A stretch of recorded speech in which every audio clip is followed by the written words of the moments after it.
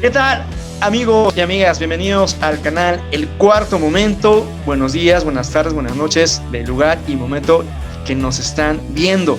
Bienvenidos. El día de hoy estoy con una invitada de lujo. Es una amiga, una colega, es peruana, es Marisabel Murillo. Marisabel, bienvenida al canal. ¿Cómo estás?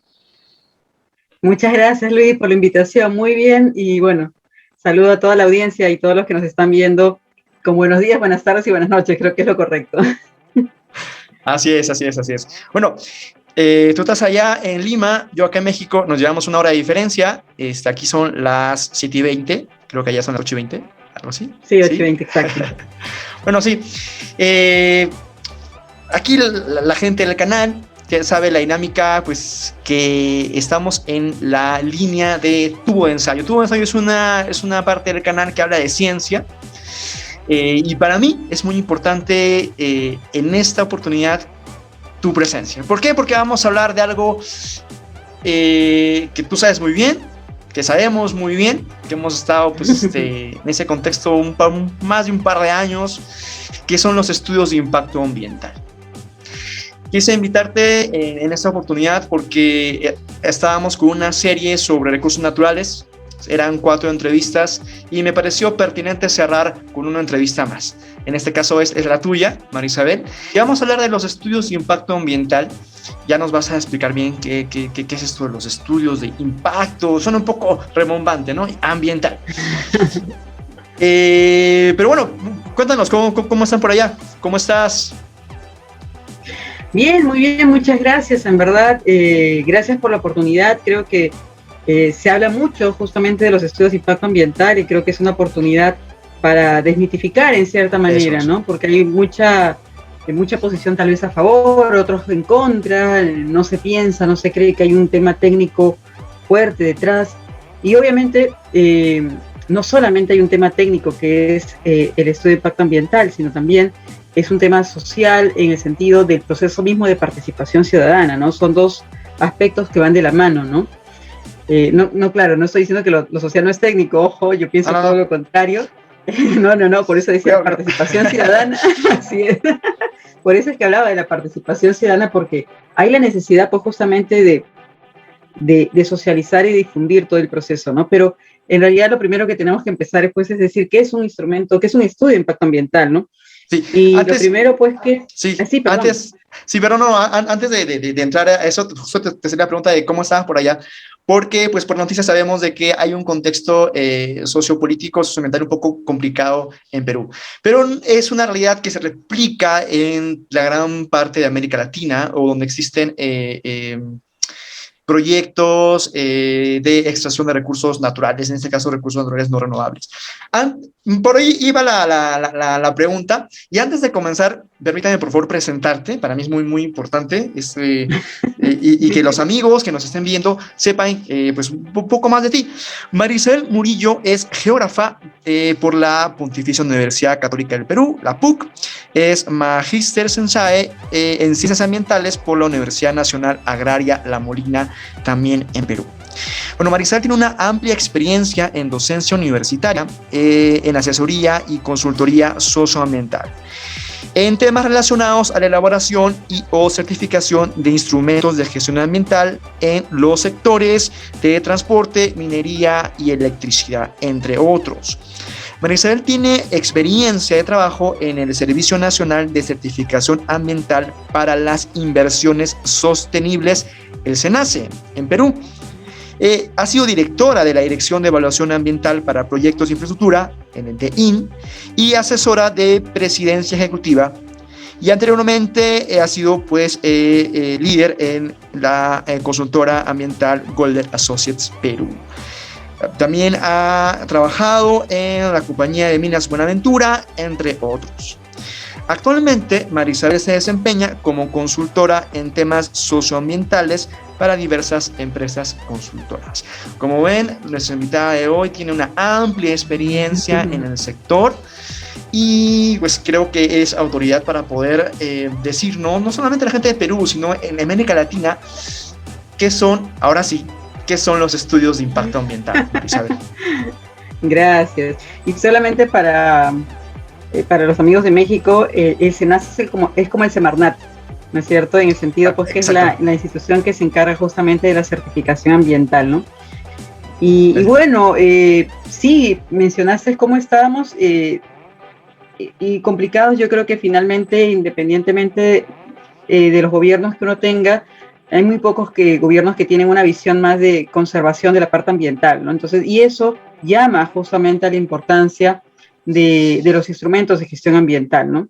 Los EIAs en realidad son eso, ¿no? Los EIAs son instrumentos de gestión ambiental y deberían ser considerados de modo tal porque en el estudio mismo, que obviamente es objeto del proceso, pues, de evaluación y finalmente de ser el caso, pues, de la certificación ambiental, se genera una serie de compromisos, una serie, pues, de estrategias de manejo ambiental, social, planes de contingencia, planes de cierre, ¿no es cierto?, que son los que van a orientar o los que deben orientar el proceso justamente de gestión que va a tener la empresa a lo largo, pues, de toda la vida útil del proyecto, ¿no? Durante la construcción, operación, cierre y poscierre, ¿no? Creo que lo interesante y lo importante que tenemos que considerar es que los estudios de impacto ambiental son para todo tipo de proyectos, no es solamente para los sectores extractivos, ¿no es cierto? Sin embargo, de repente lo vemos por la problemática, al menos que hay en Perú, la problemática socioambiental, uno lo ve ligado más que todo a lo que corresponde, pues, justamente el sector minero, el sector hidrocarburos, que sí, en cierta manera, pues, son los que tienen una mayor sensibilidad y preocupación, en todo caso, por parte de la población. Entonces, eso es un punto importante, pero el EIA justamente lo que tiene que contener es justamente eso, ¿no? Pero también hay que se reconoce como un permiso ambiental, no es un primer permiso, ¿no? Y obviamente, pues, el estudio de impacto ambiental en el proceso, de evaluación, en el proceso justamente de evaluación, finalmente ya cuando se aprueba, es un primer hito para que continúen otros permisos ambientales que va a tener que generar, en este caso, ese titular, ese administrado, dependiendo, pues, de la actividad, que puede ser permisos que están ligados al tema del agua, al tema de derecho de uso de área acuática, al tema, pues, de procesos de bosque, etcétera, ¿no es cierto? Con lo cual, recién pasando una serie de permisos puede iniciar el proceso de construcción, ¿no? Entonces, ¿por qué menciono esto? Porque es importante ver el todo, ¿no? Si bien puede ser un permiso, hay que tener en consideración que más que un permiso es un instrumento de gestión ambiental en sí mismo, que lo que va a hacer es planificar justamente, ¿no? Y proyectar qué es lo que va a tener que desarrollar la empresa al momento de cierre, ¿no? Ese es un punto importante también que hay que tener en consideración, ¿no? Cuando se hace justamente todo el proceso de la planeación, por ejemplo, de una mina, si estamos hablando de una mina, se tiene que pensar en qué es lo que va a implicar la actividad de cierre, ¿no? Y por eso es que justamente se trabaja. Mientras mejor sea, mientras que se gestione de mejor manera la parte ambiental y social durante la etapa de construcción y operación, pues los costos y la manera de trabajar el proceso de cierre, pues va a ser menos oneroso, más ordenado y va a generar menos, obviamente, preocupación por parte de la población, ¿no? Uy, no te escucho. Sí, tenía apagado el micrófono, perdón. Sí. Eso es muy importante lo que acabas de decir. Es un instrumento de gestión ambiental, representa un permiso, pero es digamos, un primer paso, ¿no? O sea, bueno, vamos, ok, se aprueba el estudio de impacto ambiental en el sector que se está trabajando y por la autoridad competente que lo aprueba, pero viene más. Y eso es muy importante, ¿no? Saber que todavía hay un proceso adicional que sigue, ¿no? Y es importante también lo que mencionaste, esa palabra, ¿no? De gestión. Finalmente, pues el EIA nos ayuda a tomar decisiones para gestionar de forma correcta, corrígeme si lo digo bien, de forma correcta y sostenible. Eso, así sustentable. Eso. Sí, exacto. O sea, más que correcto, lo que busca justamente es eso, ¿no? El EIA, su propósito, si se quiere, es lograr, pues, que esas inversiones sean sostenibles, ¿no? Ajá. Y que la inversión se desarrolle, porque obviamente son inversiones que implican, pues, un costo, una inversión significativa, ¿no? Y por lo tanto va a implicar una producción, generación de trabajo, impuestos, una dinámica que va a generar ese cualquier proyecto que estemos hablando, pero la idea es que ese proyecto culmine y que obviamente va a generar, como toda actividad humana, algún impacto, pero que ese impacto pues atraviese lo que implica la jerarquía de mitigación. Ajá. Que básicamente se refiere pues a, primero hay que pensar qué impactos son los que se pueden evitar. Si no se pueden evitar, pasamos a la mitigación de esos impactos. Si no se pueden mitigar, pues hay que recuperar, rehabilitar justamente, ¿no es cierto?, la rehabilitación, y en última instancia procedería recién pues aquellos impactos críticos que podrían estar relacionados o referidos pues ya a la pérdida de un ecosistema, de un bofedal, un pajonal, ¿no es cierto?, un cuerpo de agua. Ajá. Como consecuencia pues de la operación. Entonces, pero eso es importante tenerlo en consideración, saber qué es lo que se le puede pedir a LEIA como instrumento. Y ahí yo considero que hay mucho desconocimiento. Y no solamente se podría decir que el desconocimiento es de la población, de la sociedad civil, sino incluso un desconocimiento de las mismas autoridades, ¿no?, del sector público. Y eso es uno de los puntos que se tiene que arreglar, porque obviamente al ser un proceso, al ser un permiso en este caso, lo que tiene que procurarse es que exista pues un proceso claro. Como Ajá. tú mencionaste, hay una serie de permisos, pero eso no está totalmente claro y mapeado. Uno tiene que ir al TUPA, tiene que ver la norma, tiene que entrar a una u otra. Debería haber un proceso que ya se encuentre ordenado para saber qué es lo que sigue, que fue lo que tú mencionaste. Ajá. Es decir, debería haber predictibilidad en el proceso, ¿no? De saber, yo sé que el EIA pues son 120 días hábiles en promedio.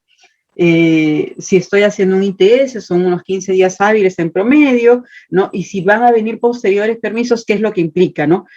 Y además, esa predictibilidad debe estar inclusive también en los evaluadores, y por eso es que surge el SENACE en ese momento, ¿no? El SENACE surge, así como el Semarnat, como el ANLA en Colombia, como el SEA en Chile, por ejemplo, surge con el propósito de, primero, obviamente, de atender una percepción de que, claro, pues la autoridad que promueve la actividad productiva, pues de repente no va a tener la suficiente pues firmeza en este caso para poder evaluar la temática ambiental, ¿no? Y justamente pues considerar si es que el proyecto va a ser viable o no ambientalmente. Adicionalmente a eso también era una buena práctica, porque se estaba dando en otros países y era necesario, y se buscó, es necesario en realidad, buscar una estandarización. ¿Y por qué llamo a esto colación? Porque uno de los puntos también que se tenía que buscar es que haya predictibilidad en la evaluación. Es decir, que independientemente que sea el evaluador 1, el evaluador 2 o 3, yo sepa cuáles son, qué es lo que espero justamente del proceso, hasta dónde va a llegar el proceso, ¿no? Ese es un punto muy importante, y yo creo que ahí sí hay un tema ya a nivel institucional que creo todavía, a pesar de que estamos cambiando de institución, ya no es el MINEN, ya no es bueno, aquellos que han sido transferidos, el MTC, etcétera, el MINEN, Ministerio de Energía y Minas, perdón, para los que no conocen, o el MTC, Ministerio de Transportes y Comunicaciones, ahora es el SENACE. En este caso lo que mencionaba es que independientemente de la institución, independientemente de el evaluador, es importante que exista predictibilidad en el proceso, de tal manera pues que se ordene la inversión. O sea, yo creo que lo que busca el propósito, como ya hemos comentado, del estudio de impacto ambiental es eso, ¿no? Es generar que se promueva la inversión, pero que esta inversión controle, mitigue, ¿no es cierto? Que sea responsable de una forma, ¿no? Un impacto. Sea responsable, sea sostenible. Ajá. Y cuando estamos hablando obviamente del tema ambiental, estamos hablando, claro está, del tema físico, biológico y por supuesto del tema social, ¿no? Entonces, en los tres medios, ¿no? Los componentes. Ahí justamente va la siguiente pregunta. Como instrumento, el EIA, digamos, y como permiso, a veces con la palabra permiso puede sonar muy simplista, ojo. Sí. Pero un EIA es muy complejo. No, también vamos a ver dependiendo de la envergadura del proyecto, ¿no? Pero es complejo. No sé si estás de acuerdo conmigo, o debería ser complejo en el sentido de que debería estar muy bien hecho, muy bien elaborado. El EIA tiene partes, ¿cierto? ¿Cuáles son las partes de un estudio de impacto ambiental, Marisabel? Bien, vamos a hablar de las partes principales en este caso. Lo que mencionaste es correcto. El EIA es un documento técnico altamente complejo, pero no es un documento de investigación, no es una tesis, Y eso también es un punto que se tiene que tener muy en claro. En ese sentido, digamos que hay grandes partes que tiene la IA, ¿no? Obviamente, mencionaste, es necesario pues realizar una caracterización, una línea base, ¿no es cierto? Una línea base a nivel físico, biológico, social, que implica, si estamos hablando de un gran proyecto, generar información representativa por lo menos de 2 estaciones, porque obviamente en nuestro país pues básicamente tenemos 2 estacionalidades, ¿no? Lo que es época de estiaje, época seca y época húmeda, ¿no? En otros países puede tener una realidad distinta, pero eso es lo que ocurre en Perú. Es toda una línea base que se tiene que desarrollar con trabajo de campo, obviamente, en 2 estaciones. Se tiene que además sustentar la representatividad de las estaciones. Eso es importante para poder, ¿qué? Para poder justamente caracterizar, por ejemplo, todo el tema del agua, que es uno de los puntos sensibles, ¿no?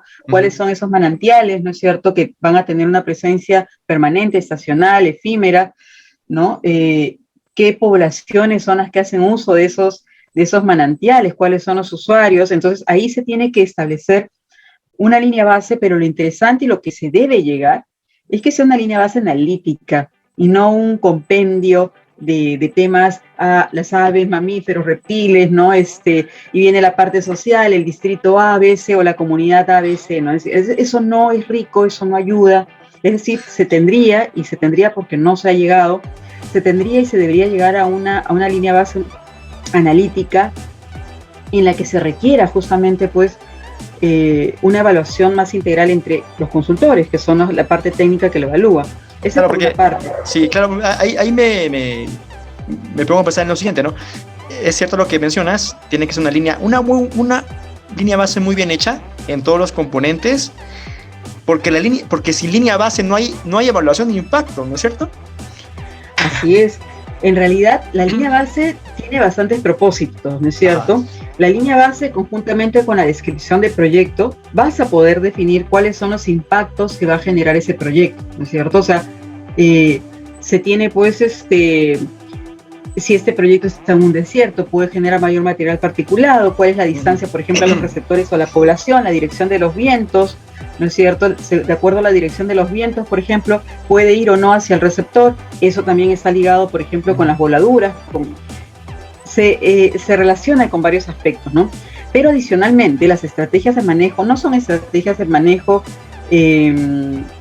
típicas para todo proyecto. Las estrategias de manejo, tanto ambiental como social, corresponden a esa realidad, a esa línea base, ¿no? Entonces, la línea base entonces te sirve justamente para poder evaluar los impactos y para poder identificar aquellas estrategias de manejo que se adecúan a esta realidad. Entonces, ya ahí estamos hablando que tenemos la línea base, obviamente hay una descripción de proyecto, a lo largo de todo el ciclo de vida útil del proyecto, se tiene claro la evaluación, la sección de la identificación y caracterización de impactos ambientales, se van a establecer justamente la valoración económica de los impactos ambientales, pues que tengan una mayor significancia. Se tiene que además que generar justamente la sección de estrategias de manejo, que genera una serie de capítulos o una serie de planes, ¿no es cierto? Estamos hablando pues de la estrategia de manejo ambiental, su programa de monitoreo, el plan de relaciones comunitarias o el plan de gestión social, el plan de contingencia, el plan de cierre, ¿no? Entonces, hay una serie de planes que son los que justamente buscan atender tanto los impactos como los riesgos que puede generar este proyecto de inversión, de manera preventiva todo ello, ¿no? Y nos falta, obviamente, el plan de participación ciudadana, porque el plan de participación ciudadana, pues, es todo lo que va a sostener, es todo el proceso de socialización, de información, que se ha tenido que dar a lo largo de la etapa, pues, desde la elaboración del mismo IA y durante todo el proceso de evaluación, y que además define los mecanismos que van a continuar durante el proceso, pues, de construcción, operación y cierre, ¿no? Lo importante que una gran sección adicional es el resumen ejecutivo, ¿no? Porque el resumen ejecutivo, entonces, lo que busca es de manera autosuficiente, y ese es el gran reto, y que no se cumple, hay que decirlo, de manera autosuficiente, pues el resumen ejecutivo debe contener toda la información de la IA, de tal manera que como poblador, yo simplemente leyendo, pues, el resumen ejecutivo pueda entender la naturaleza del proyecto, pueda conocer los impactos y pueda conocer también los compromisos a los que está llegando justamente este titular, ¿no? Y ahí, bueno, hay muchas oportunidades de mejora en el resumen ejecutivo, porque no solamente es un documento o una sección propia de LEIA, sino además es un mecanismo de participación ciudadana por sí mismo, ¿no es cierto? Porque es justamente el medio que va a permitir que el poblador pueda conocer esta información y en base a este conocimiento pueda pues participar, hacer llegar sus aportes ciudadanos, exponer preguntas, ¿no? Entonces ahí está lo interesante y el gran reto, ¿no? Porque en verdad para hacer resumen ejecutivo hay otros países que te hablan pues que debe ser 35 páginas, incluyendo anexos. En Perú se maneja 120 páginas sin incluir anexos. Claro, hay un esfuerzo que están indicando, pero son buenas prácticas todavía y todavía no se está normando algunos aspectos que sí se deberían de normar, ¿no? Y aparte, pues los que han trabajado en consultoría, cuando hemos hecho consultoría hace años juntos, pues el resumen ejecutivo es como la última etapa, ¿no? Entonces cada uno empieza a dar su sección y se empieza a armar nuevamente como extractos, secciones, ¿no? Y lo ideal es que al ser un mecanismo de participación ciudadana, pues también se revise cómo se muestra la información, qué tan amigable es para presentar esta información de tal manera que cumpla su propósito, ¿no? Ahí entra el papel de nuestros amigos los comunicadores, ¿no? Así es. Sí. Los comunicadores, los sociales, ¿no? En realidad los que tienen esa sensibilidad y que buscan justamente favorecer ese proceso de información, ¿no? Exactamente. Hablaste de normas y es importante, bueno, como tú lo has mencionado, cada país tiene pues una organización que pues es la que dicta las normas, ¿no? En el caso del Perú, ¿quiénes son los encargados? A ver, ¿quién hacen los estudios de impacto ambiental en el Perú? Bien, bueno, en realidad los estudios de impacto ambiental obviamente los va a hacer el titular, ¿no? La manera como se ha concebido en el Perú es que justamente en este caso el titular, el administrado que tiene interés por generar un proyecto de inversión, es el que va a contratar a la consultora ambiental, ¿no? Para que le dé todo el soporte técnico y elabore pues todo ese estudio de impacto ambiental a lo largo de todo este proceso, que puede ser pues en un periodo de un año o 6 meses, ¿no? Y que podría ser más, porque justamente otro de los comentarios que habías hecho es el tema de King Norma, ¿no? Y cuando hablamos de King Norma, el Sistema Nacional de Evaluación de Impacto Ambiental, que es el CIA, el ente rector es el MINAN, es el ente que norma y justamente da las normas, no las ha actualizado. El reglamento pues es del 2009, el decreto supremo 019 de 2009 del MINAN, que justamente refiere y da las pautas de cuál debe ser el contenido y norma cómo debe ser el proceso uneiano, pero también, por ejemplo, CENAMI y otras autoridades competentes, ¿no es cierto? El CENAMI, por ejemplo, que es el Servicio Nacional de Meteorología y Hidrología en Perú, pues también ha sacado un proyecto de norma que refiere pues que los modelamientos deben ser de unos 5 años, ¿no? Entonces, ahí viene la pregunta, ¿no? ¿Quién tiene realmente la obligación de generar información ambiental? ¿El administrado o es el Estado? Sí, ¿no? Entonces, claro, es una pregunta que cabría perfectamente y que ayudaría a definir, porque si, por ejemplo, me preguntas ¿cuál es el corazón? ¿Cuál es la parte principal de la IA? Algunos dirían que es la línea base, pero en realidad es la línea base, si es justamente un estudio de impacto ambiental. El punto más fuerte es el tema de impacto. Entonces, la línea base es eso, es justamente el insumo para la evaluación de impactos, para las estrategias de manejo. Pero digamos que justamente lo que se quiere es identificar, prevenir, anticipar y mitigar esos impactos, ¿no? Ajá. Sí, antes de que se me vaya la idea, sí, yo creo que el nombre del estudio o del instrumento es estudio de impacto ambiental, por lo tanto el corazón debería ser pues la evaluación del impacto como tal. Yo, en mi experiencia, más allá de Perú, podría decirte, no sé, ¿qué opinas? ¿Qué podríamos, yo creo que llegar a un buen acuerdo? Que la parte fundamental, siendo que el estudio de impacto ambiental es un permiso, es un permiso importante, yo creo que Yo creo que la evaluación de impacto es muy importante, pero la que le sigue o a la par es el análisis costo-beneficio. Sí, sí, ¿No? en realidad, sí, por supuesto.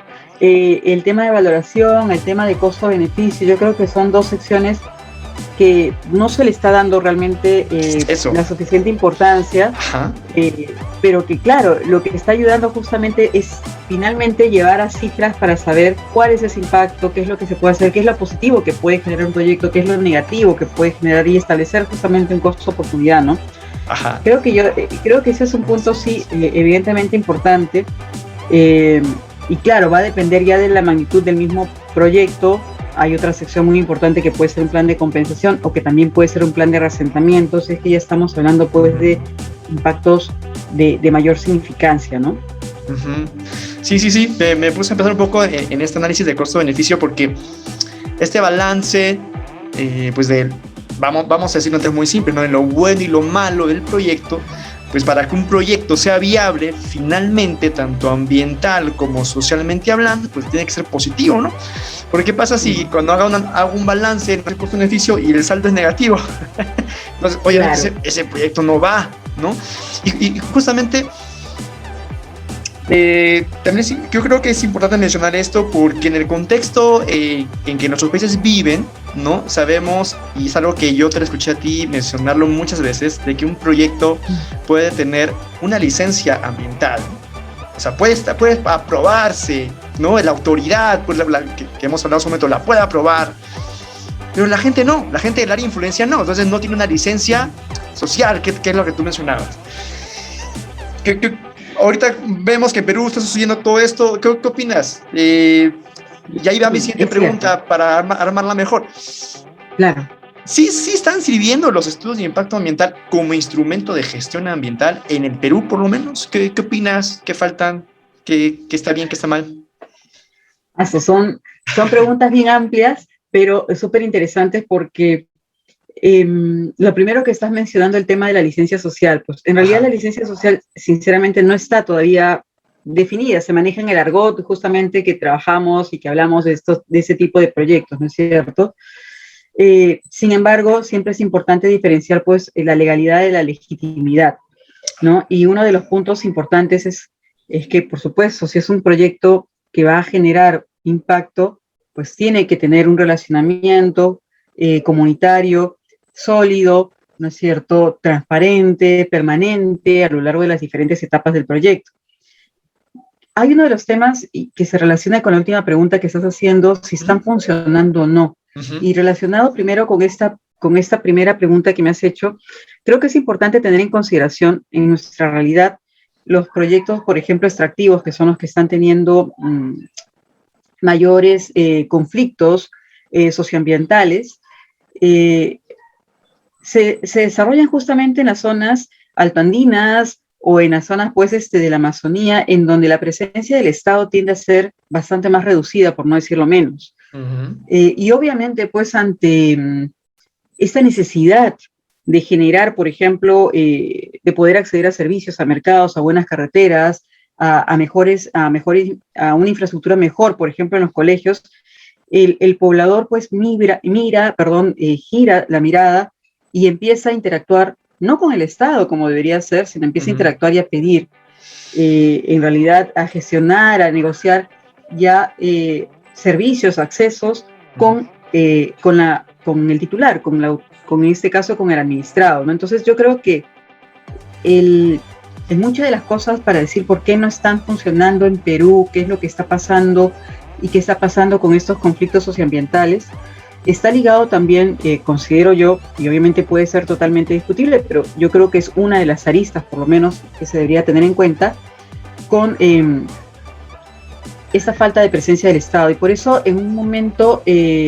Kuczynski, por ejemplo, estuvo hablando de la presencia temprana, no recuerdo si lo llamaba exactamente, que era lo que buscaba y me parecía que tenía sentido. Era decir, sabemos, por ejemplo, que hay un recurso minero en Ancash, por decir, ¿no? O en la región o en la localidad X, Y por lo tanto, primero, antes que llegue justamente el estudio de impacto ambiental y empiece la construcción y empiece todo el proceso, que llegue el Estado. Y tenía sentido, porque que llegue el Estado va a significar que obviamente el Estado llegue a hacer su papel justamente de brindar los servicios que tiene que brindar a la sociedad, a la población, y claro, ya empieza entonces una situación distinta de comunicación entre el administrado y justamente y en ese caso el poblador, ¿no? Creo que es uno de los puntos que puede en cierta manera responder ese tema de los conflictos. Pero mencionaste si están funcionando, por qué no funcionan, qué es lo que sucede, ¿no? Bueno, tenemos, y eso es algo triste, no sé si sucede en otros países, pero somos muy desconfiados, ¿no? Desconfiamos del vecino, desconfiamos del que nos pregunta algo en la calle y desconfiamos, por supuesto, de nuestras autoridades. Entonces, y claro, ¿quién evalúa la IA? ¿Quién fiscaliza la IA? No son las autoridades. Pero también hay un desconocimiento. Los portales institucionales se entiende, transparentes, pero han sido homogenizados en el Perú. Particularmente yo pienso que la homogenización significó el dificultar el acceso rápido, por ejemplo, a la información, que está allí y que se da, pero que ahora al estandarizar pues, con un formato, pues ha simplificado y considero ha dificultado el acceso, ¿no? Entonces, creo que otro de los puntos es la desconfianza en el proceso y también el desconocimiento que hay de poder hacer llegar justamente nuestras observaciones, nuestros aportes, ¿no es cierto? Si nos están tomando en consideración o no como pobladores todas estas dudas, inquietudes que tenemos respecto a un proyecto de inversión. Entonces, ese es un punto también importante. Y claro está, obviamente si bien hay mayor control actualmente con organismos pues como el OEFA, ¿no? Que es el organismo de evaluación y fiscalización ambiental, que evalúa, por ejemplo, los sectores que han sido transferidos, en este caso como minería, hidrocarburos, agricultura también, entre otros, ¿no es cierto? Creo que hay que revisar un poco más la institucionalidad, ¿no? Creo que hay que fortalecer el proceso, que el poblador participe, que no sea este hito tan crítico una audiencia pública, ¿no es cierto? Porque la audiencia pública es el hito para que tú tengas el plazo para presentar las observaciones o los aportes ciudadanos por parte de la gente, de la sociedad civil, y que por lo tanto algunas pues instituciones de repente opuestas, por ejemplo en este caso hablando de la minería, pues busquen boicotear la audiencia pública y por lo tanto cortar el proceso que implica pues el proceso de evaluación ambiental, ¿no? Entonces creo que hay mucho trabajo por hacer.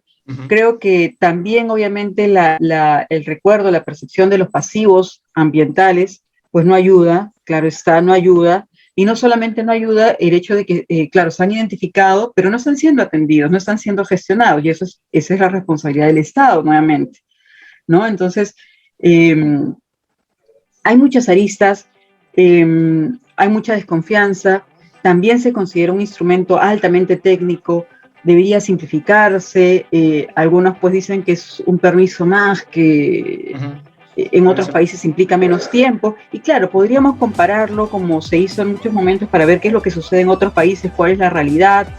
Creo que tenemos que tener en consideración adaptarlo a nuestra realidad, pero sobre todo potenciar el eje, digamos, de actores importantes en este proceso, ¿no? Que sea un documento técnico y que por lo tanto, pues, hay una responsabilidad del consultor que está avalando esta información, ¿no? Y eso es súper importante y ahora ya se entiende, también va a ser fiscalizable y va a ser supervisable y fiscalizable. También la participación de la población en conocer el proceso de participación ciudadana no solamente es un derecho, también es un deber, ¿no? Entonces, ¿cuántos realmente participan? Ahí es un punto importante, ¿no? ¿Cuántos saben en qué momento participar? Porque tampoco se aprobó, me olvidé, no participé en los talleres, no hice mi proceso de consultas, ahora quiero participar. No, ya se aprobó y ya ese documento tiene una seguridad jurídica que también hay que respetar.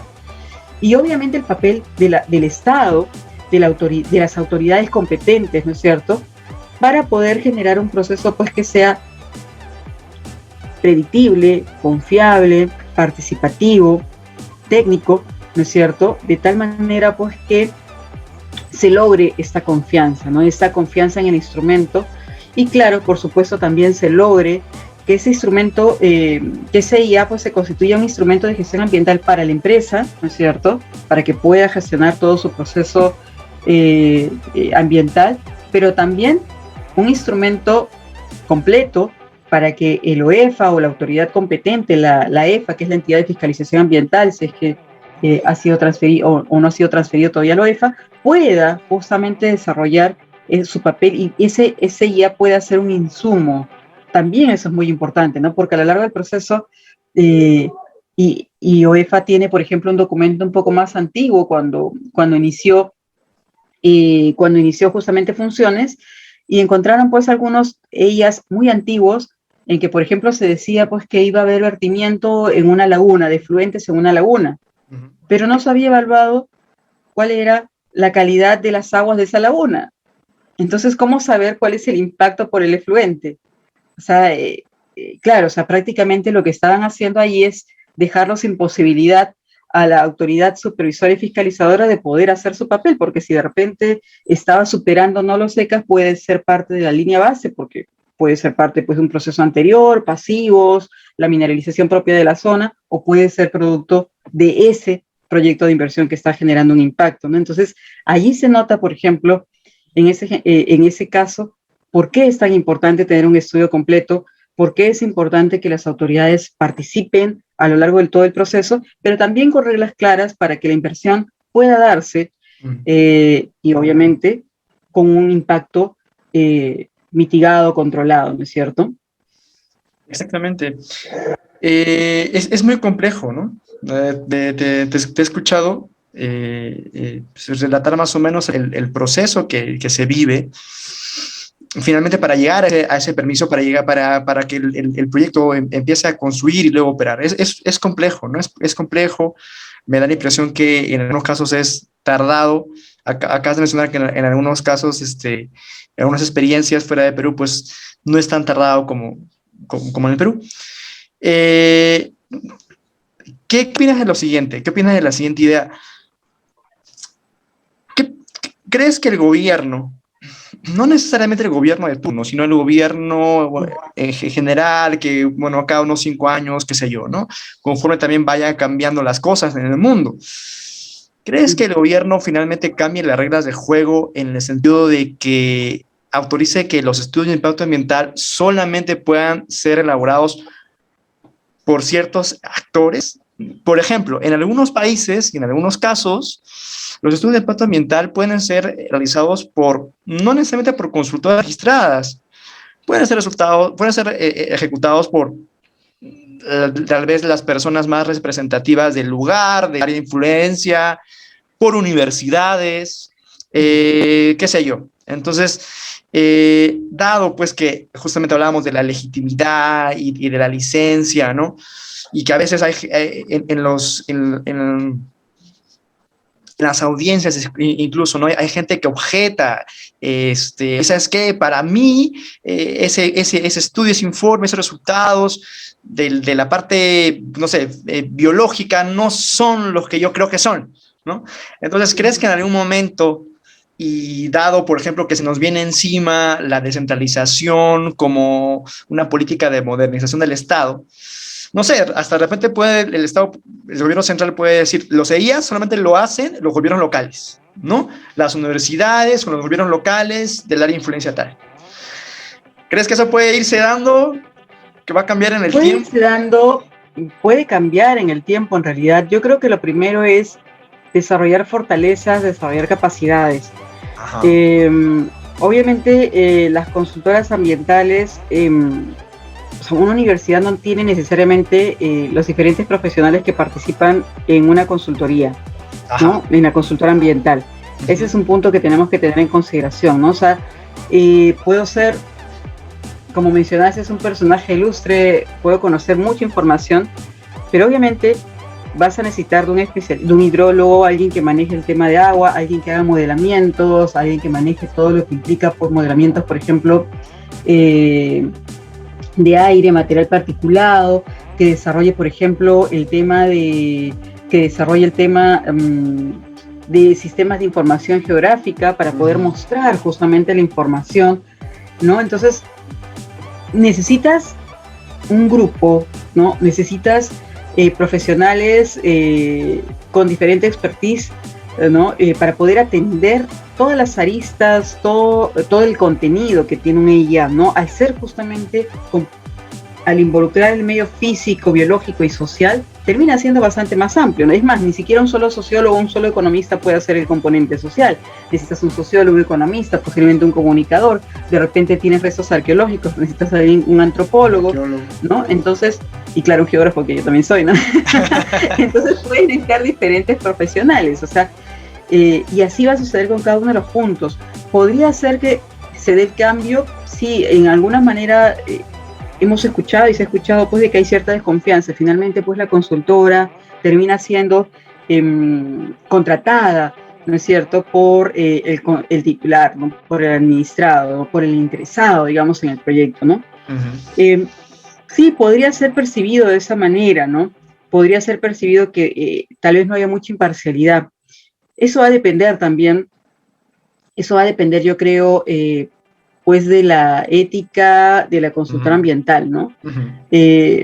¿Por qué? Porque obviamente ese es un consultor, yo siempre diferencio, y no es un asesor, ¿no? No es un asistente, no es alguien que va a hacer lo que uno le indica, es alguien que te va a decir, oye, ¿cuáles son los riesgos? ¿Qué es lo que se está teniendo en cuenta? ¿Qué es lo que se puede considerar? Hace las proyecciones. Entonces, podría darse el cambio, podría ser los gobiernos locales que la asuman.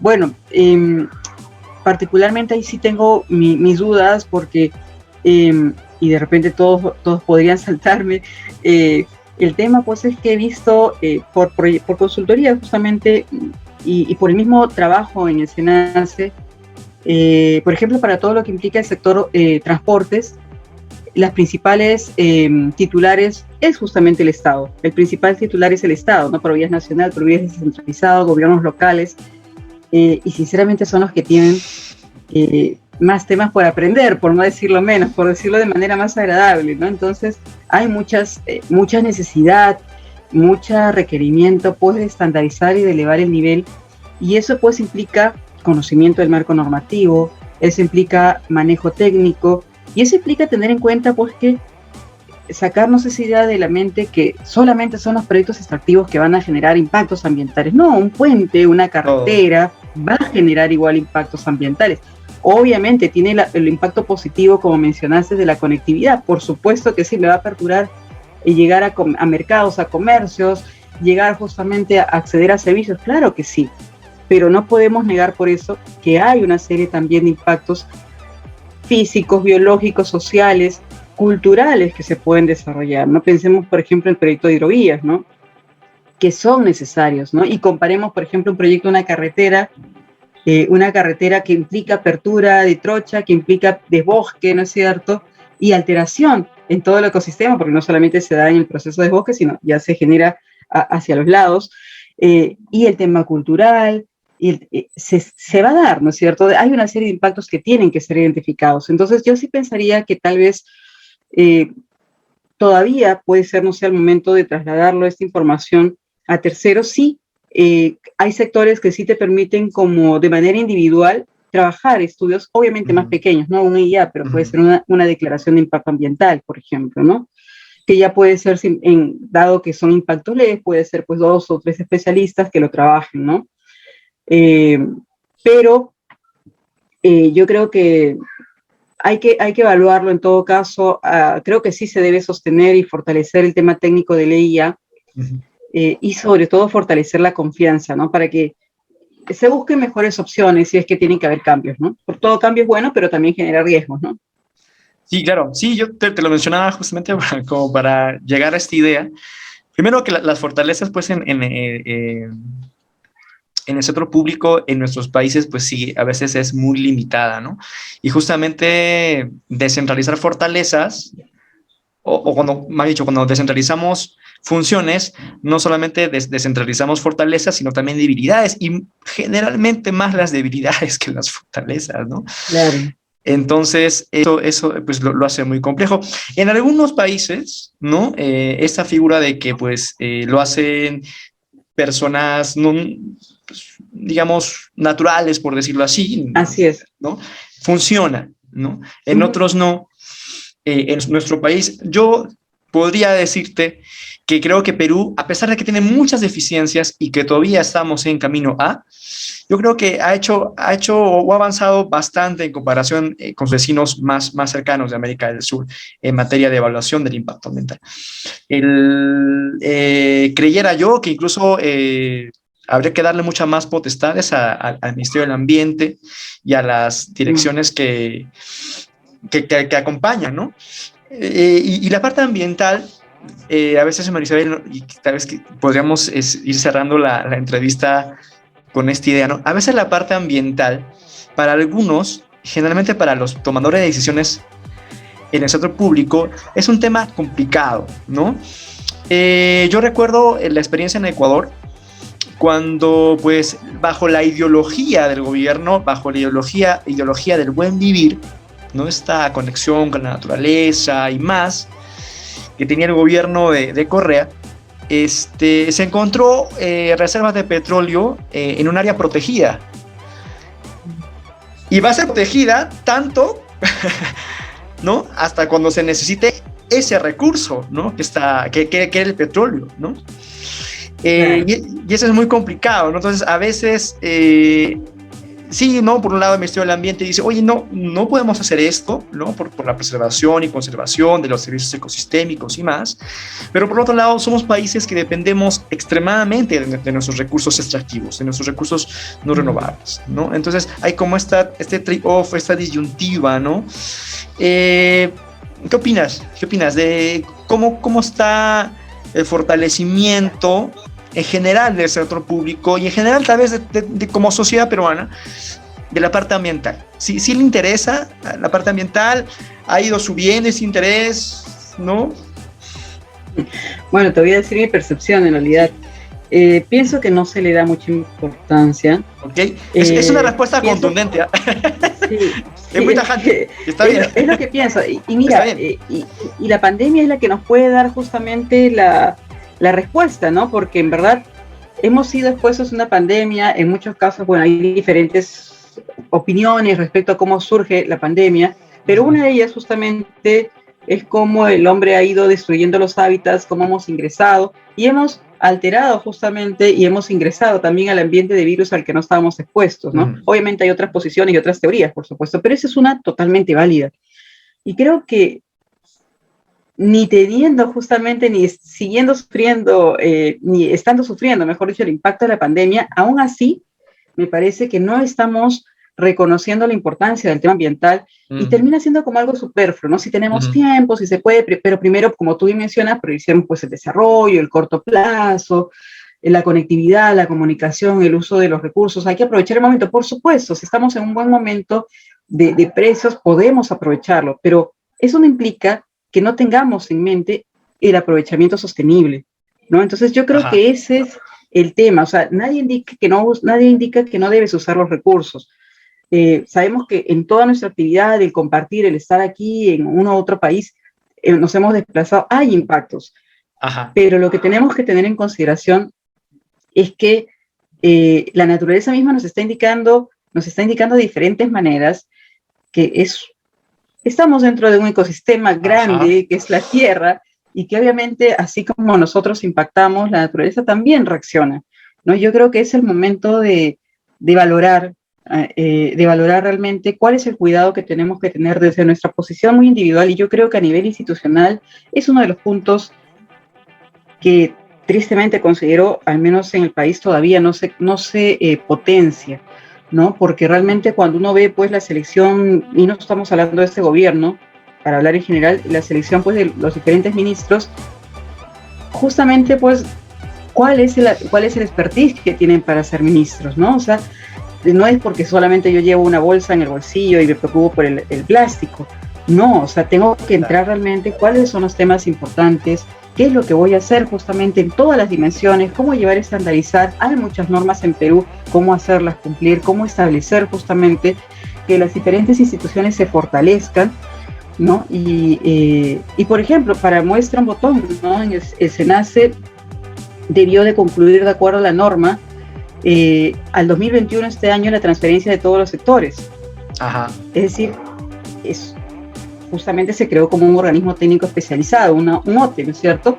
Y al mismo tiempo que el SENACE tenía transferido los sectores, el OEFA también tenía transferido los sectores. Y eso no ha sucedido. Eso se ha quedado allí, ¿no? Entonces, creo que se podría decir que menos en la mitad, para ser generosos. Entonces, eso habla justamente de que no se está fortaleciendo las instituciones y que pues tan importantes son los sectores productivos como también el tener desde el inicio una visión de sostenibilidad, ¿no? Y podría ser, quién sabe, que en otro país no haya ministerios del ambiente, puede suceder, pero eso implica un cambio de mentalidad, implica que yo ya tengo instalada que voy a promover la minería, el sector hidrocarburos, el sector energético, lo que fuera, pero con esta visión justamente de respeto al ambiente, de considerar que estos recursos no solamente van a funcionar para esta sociedad, sino para sociedades y generaciones futuras, ¿no? Así es, la sostenibilidad. Y la sostenibilidad no debería sentirse como si fuera un discurso de un sector de la población, sino debería ser una frase que nos signifique como especie finalmente, ¿no? Acabas de decir que vivimos en un gran ecosistema, hacemos uso de los servicios ecosistémicos, de los ecosistemas, y pues si no lo sabemos usar de forma correcta, lo que vamos a tener es muchos problemas. Y pues ya vemos, ¿no? Ahora justamente estamos en el contexto de una nueva versión de la COP. Producto, ¿no? Se ha comprobado científicamente pues, que este calentamiento global tiene una causa antropocéntrica, ¿no? Entonces, pues ahí estamos, ¿no? Hay mucho por hacer. Así es, hay mucho por hacer, hay mucho sobre todo creo que por difundir y por sensibilizar a la población, ¿no es cierto? Y sobre todo también por informar. Creo que ese es un proceso también que toca a cada uno de nosotros, creo que este espacio justamente permite eso, ¿no es cierto? Ir conociendo aspectos distintos del tema, como mencionaste, de recursos naturales, y sobre todo ir informando, creo, a la población de tal manera puede saber cómo puedo hacer llegar mis preocupaciones, qué es lo que pasa con ese proyecto de inversión de tal manera pues de poder participar en el momento oportuno, ¿no? Y sentirnos tranquilos, ¿no? Sentirnos tranquilos con la inversión y aprovechar justamente de manera positiva esa inversión, pues, pero sin tener esos impactos negativos o pasivos que se pueden generar, ¿no? Más adelante, ¿no? Así es, María Isabel. Bueno, los impactos ambientales, pues hay mucho para hablar, hay mucho para discutir. Una IA, como dices, es complejo, tiene sus partes. Seguramente en otra oportunidad, yo te invito de antemano a que nos puedas acompañar y ya incluso con otras personas a debatir un poco de, pues, oye, ¿qué falta aquí? ¿Qué poner? ¿Cómo debemos mirar los impactos? ¿Te parece? Con gusto, en verdad. Con todo gusto de poder participar. Bueno, la idea es exponer un poco las ideas, espero que haya sido interesante en verdad y nada, con gusto en verdad y muchas gracias por la invitación en este caso. No, Isabel, muchas gracias a ti. Y bueno, amigos, estuvo con nosotros María Isabel Murillo, especialista ambiental, una colega, una gran amiga. Muchas gracias, María Isabel, y felicidades también por el trabajo que vienes desarrollando, tanto en el sector público como en el sector privado. Y pues necesitamos, creo que más profesionales con esa actitud, ¿no? De ética. Hablarse de ética es muy importante y más en nuestros países que pues, siempre estamos ahí azotados por temas de corrupción y más, ¿no? La ética es muy importante y más todavía en este sector tan complicado que es el sector ambiental. María Isabel, muchas gracias por estar con nosotros. Saludos por allá y espero verte en otra próxima oportunidad.